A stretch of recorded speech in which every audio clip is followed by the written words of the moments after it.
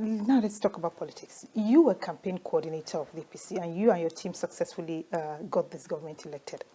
What do you say to Nigerians who feel shortchanged 2 years into this administration? We promised Nigerians change.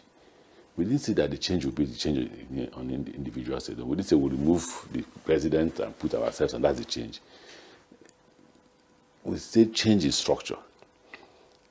Change in the structure that breeds corruption. I was talking with my friends here, and I said, do you know how much our salary is? About 980,000 naira per month. Do you know how much our housing allowance is? 4 million naira. And it's paid on a monthly basis, part of the 980,000, I think so, that we're paid per month. Do you know how much you're entitled to when you travel overseas? About $500 or so. So before you get over $5,000, you must have a heavy sweat. But this is, in the past, ministers get $20,000, $30,000 for traveling overseas. Was that the entitlement? The answer is no. Who was shortchanging Nigeria? Those past government. Now, they shouldn't forget that if the last government had won, it would have been worse. How so? First, the oil price has come down. When it was 140, 110, what did they do with the money? I continue to say to people that there was a period that Obasanjo left office. He left office and left behind about $68 billion in the excess crude account, not even the foreign reserve. Nigerians are not remembering this. I know what they say.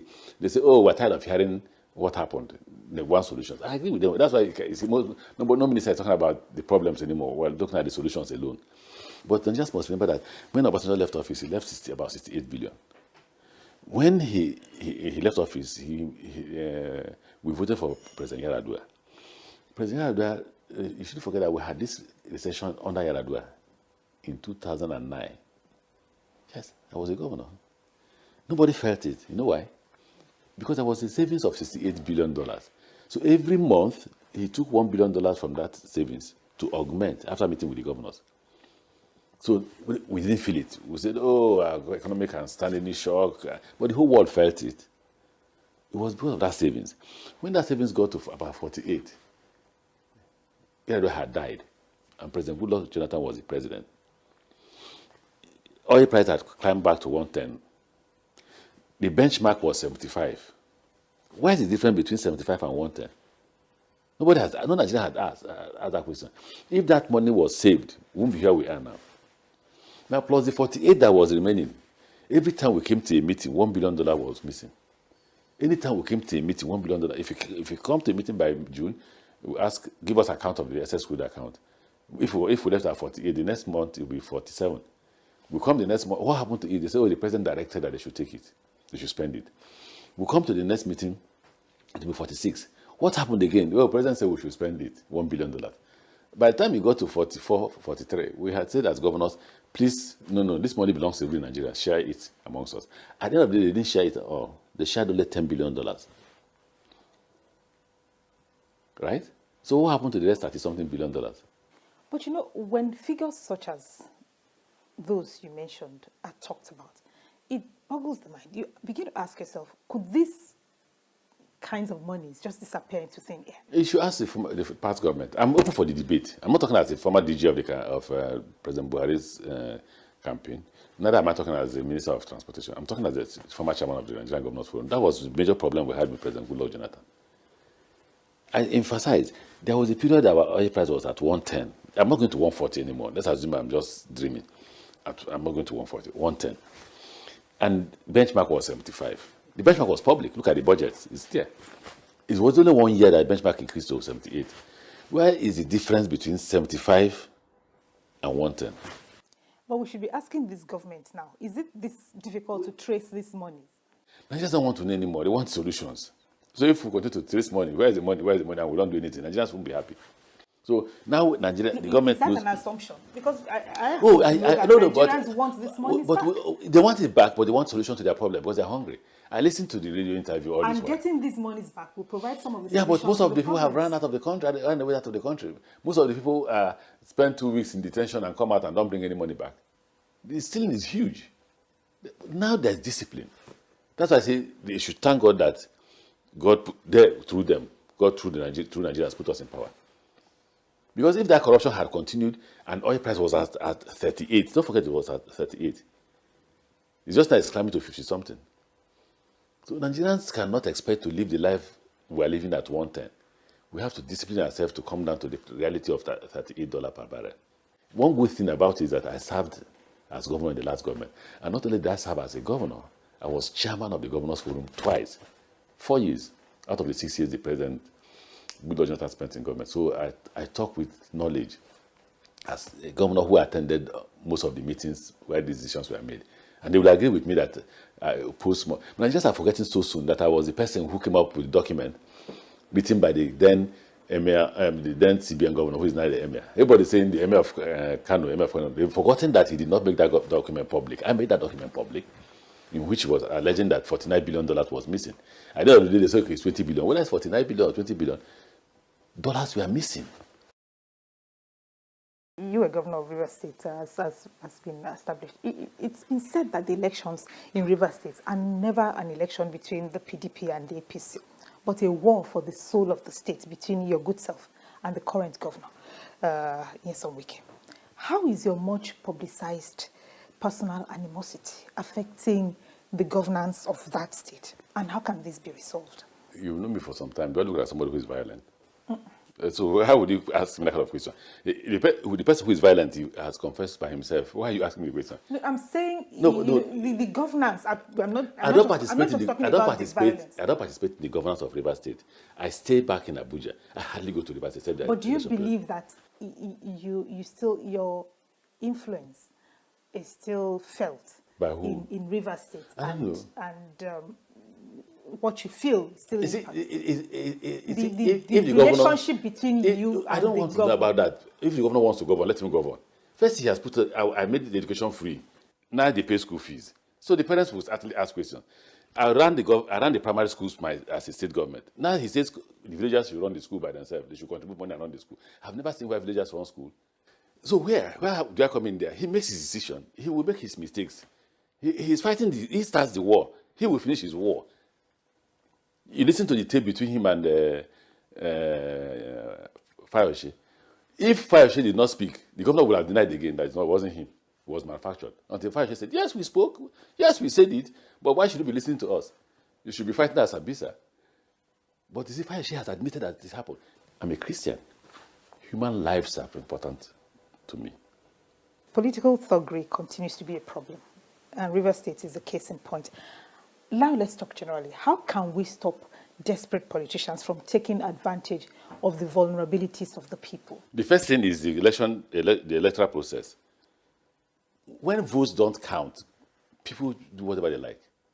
The first strategy of PDP was 5 days to election, or 1 week to election, or 2 weeks to election. They killed about 5 APC members. That scares everybody from going to vote. Then they go and write result.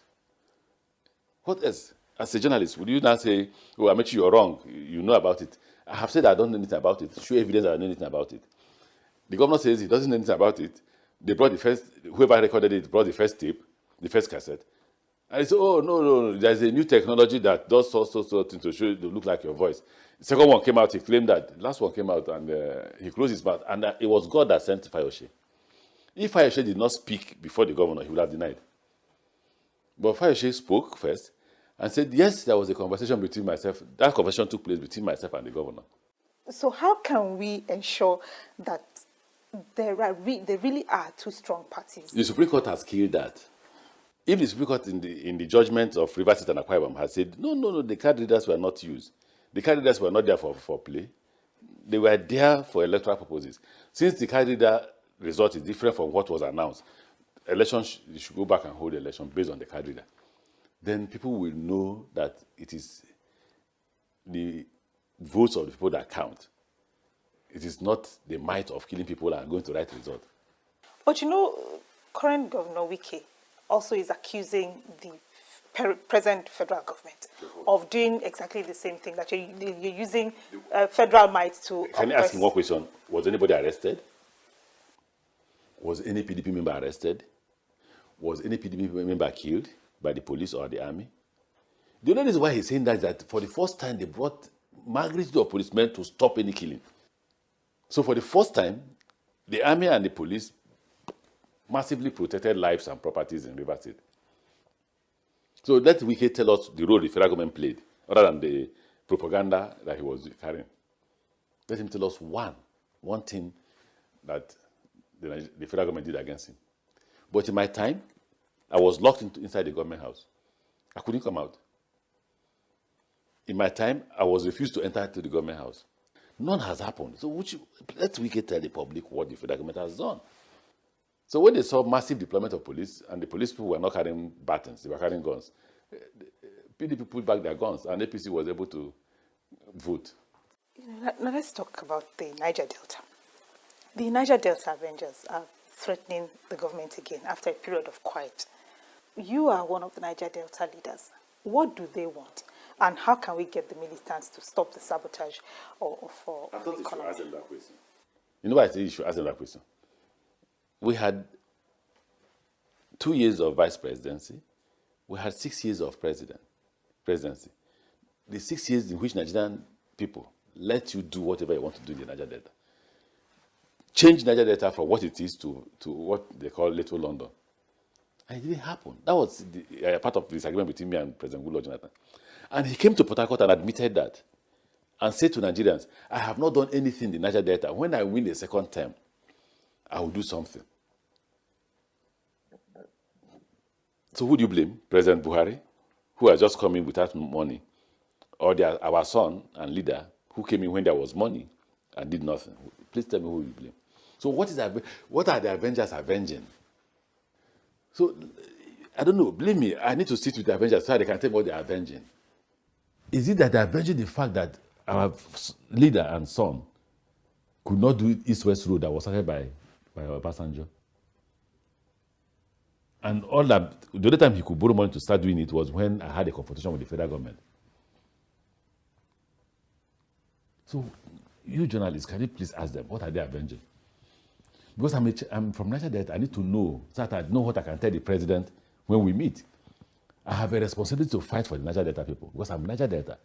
But are you working with other Niger Delta leaders to ensure that this problem is solved comprehensively?